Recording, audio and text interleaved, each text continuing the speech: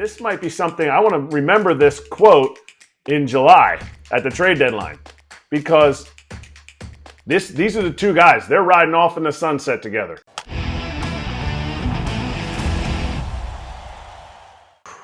Okay, let's start with Oli Marmol. He was entering this season as what's called a lame duck. Kids, what is a lame duck? That's a manager that only has 1 year left on his contract. And for a team that is coming off a massively disappointing low 70s win season, if they start off slow, it could get really dramatic early on. So now there is job security for Marmol. He signs a 2-year extension. He is good, at least contract-wise, through the 2026 campaign. Remember, John Mozeliak said earlier this offseason that he's probably got about 2 years left in his role. So those two kind of sync up that way. This should be his last manager under his tenure running the front office of the St. Louis Cardinals. Key quote here from Mozeliak on the move. I didn't come into this camp with this necessarily in mind, but as I would sit in meetings and talk through things, especially how we have to think about our roster building and decision making, the one thing I didn't want happening is someone like Oli having to think about needing to win right now at the expense of maybe a bigger or better decision down the road, just for the pressure of winning. And if we knew he was going to be the manager anyway, let's just deal with it now. What did you take from this one, Katz? Because they had a massively disappointing season. And for me, to sum it up real quickly, I think the Cardinals are sending a message that they don't necessarily think they have a championship roster. And if that's the case, this is not Oli Marmol's fault. I think it's a vote of confidence, one, for Oli Marmol. Two, I think it is something the Cardinals have always done is they created that culture. Whether or not they've won, more times than not, they win. More times than not, they're in the playoffs. And I think it stems from that culture. When we had Mo on earlier, when we were at Cardinals camp, you see that. You see that communication. So I think it's something he wanted to squash this. He wanted to squash the fact that it's not Marmol's fault. So then whose fault is it? Is it ownership's fault?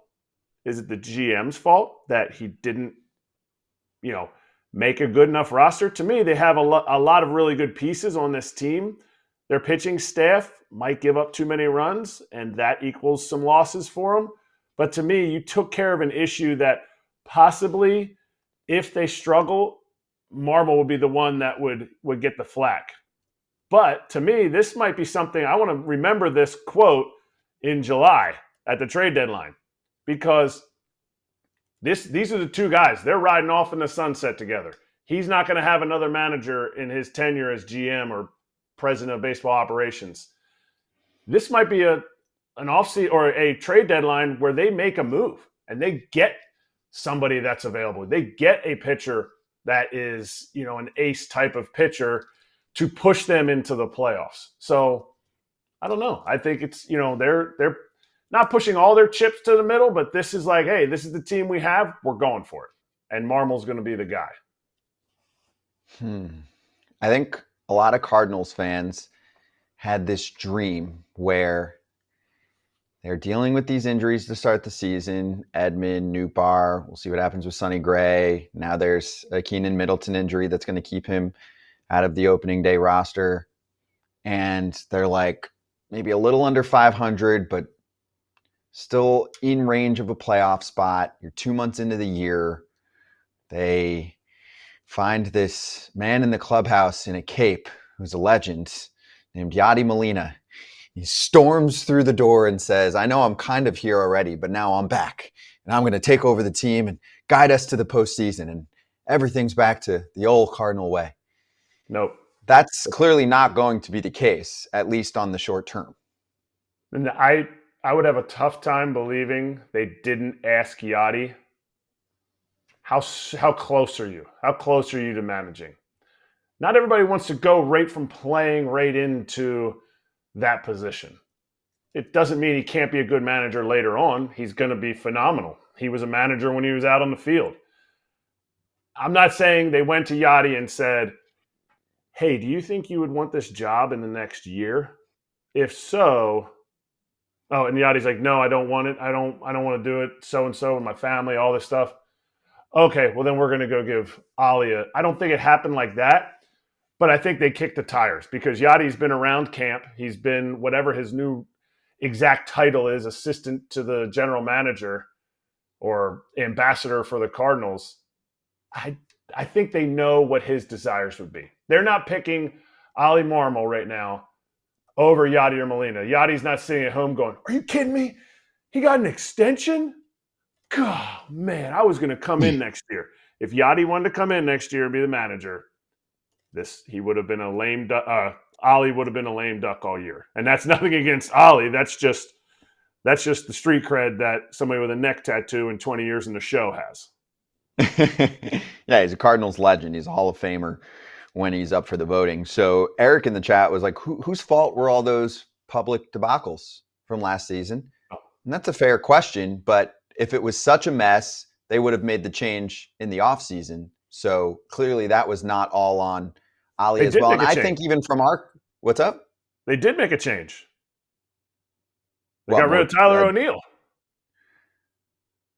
Right, on that situation. Okay. And then I think the bigger situation was Wilson Contreras, right? And first off, they completely reshuffled their rotation. They brought in veteran dudes with chips on their shoulder, right? They want to eat up innings and can maybe kind of take things into their own hands a little bit more. And I got the sense from our conversations with the Cardinals at their camp last week that they felt like the organization as a whole was at fault. Like there were multiple people in play that said, we jumped the gun too quickly after a complaint or two from a pitcher that was not used to having a normal catcher versus a legendary catcher that enables you to just close your eyes and do your job. And that caused this to be a whole stir. And it wasn't just on the manager. I think that the Cardinals' approach right now with Zalak and Ali and the rest of the front office and coaching staff is very much a committee. Do you know what I'm saying? It's not like there's one dude there where you're like, whatever this guy says, everything is going his way and he's making all the calls. I think there are multiple people involved here. And I think, again, you're learning that that's the case. Sometimes there's a team that suddenly goes from a newer manager and they didn't do so well. And then they bring in the Bochy type dude, and they're like, whatever this dude says is what we're doing now, right? San Francisco. Hey, Bob Melvin's coming in. He's going to be a little bit more in control of decision making versus the all-inclusive approach that we had, on lineup decisions. Am I making sense? No, totally, 100%. And I think that's why the Cardinals do really well because they have a great staff in place. I think, and I said this back in April when all the Contreras stuff was happening. One, you're the GM.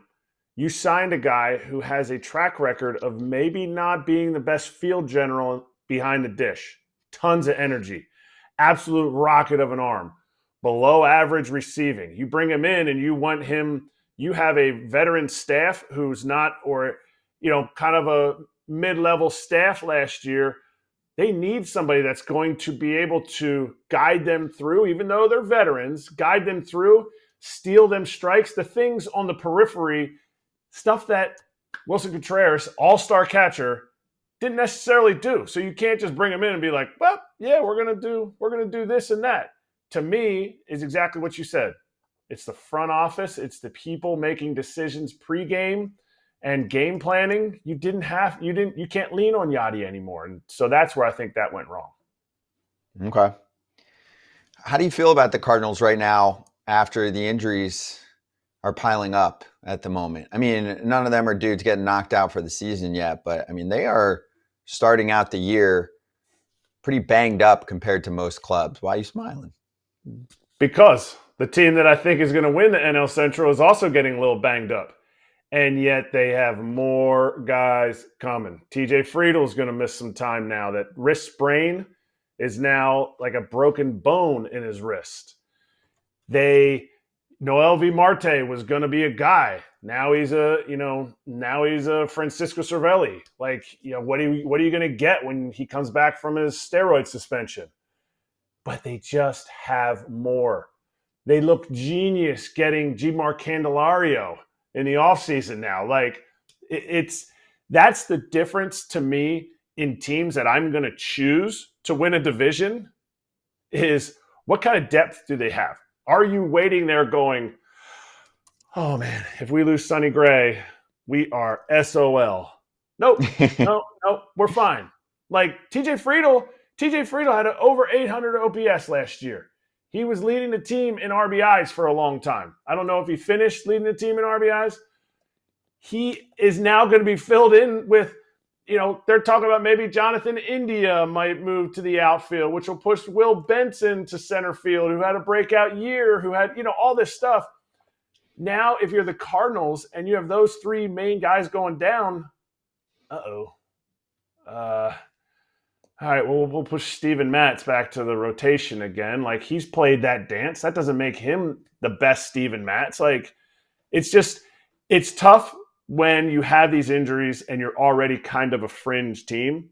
And I already have the Reds ahead of them, and they're going through the same thing. So any team that complains about injuries doesn't have good depth. By the way, there's another one too. So Nick Lodolo missed a good chunk of last year, and he's one of the more high upside starters in the Reds rotation.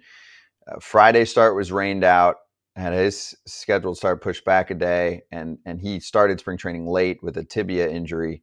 And I guess there's a chance that he could maybe start the season a little bit late as well. Maybe not too late, but maybe another week and a half or so with him. So anyway, we'll get back to all of that in a little bit. But yes, I agree. Red's still top dog in the NL Central in my mind. Lodolo's nasty. Hey everybody, be sure to like and subscribe for more content. We're back here every weekday, all year long, so do not miss an episode. The videos are coming in all day. Here's another video you might enjoy. Baseball the way it should be covered.